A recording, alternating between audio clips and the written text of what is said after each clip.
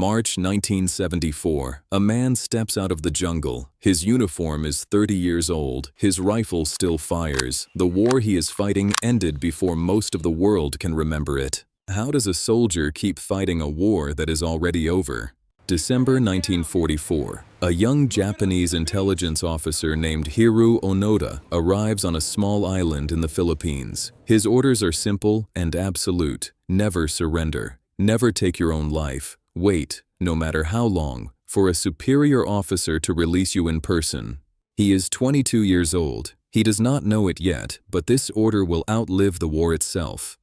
Within months, Japan collapses. Cities fall silent. An empire that seemed unshakable disappears in the space of a single summer. But on this island, none of that has happened yet. Onoda and a handful of comrades retreat into the mountains and keep fighting. A leaflet drifts down through the trees.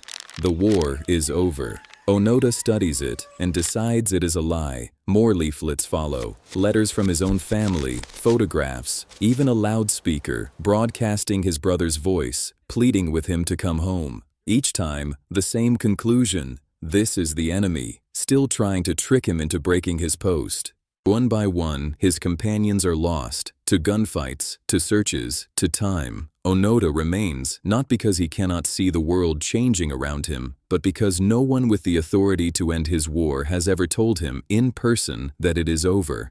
Nearly 30 years pass. Then, in February 1974, a young traveler named Norio Suzuki wanders into the jungle, not as a soldier, not as a threat, but out of pure curiosity. He finds Onoda. They talk.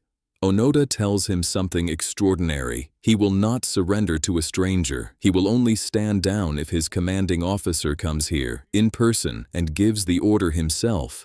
Suzuki returns to Japan and finds him, Major Taniguchi, Onoda's former commander, now an old man working in a bookshop. He agrees to make the journey. On March 9, 1974, Taniguchi walks into the jungle Onoda has defended for almost 3 decades and reads the order that ends it.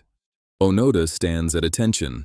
He salutes. For the first time in 29 years, the war, his war, is over. 2 days later, he lays down his sword before the president of the Philippines. He returns to a Japan he no longer recognizes. The uniform is the same. Everything else has changed.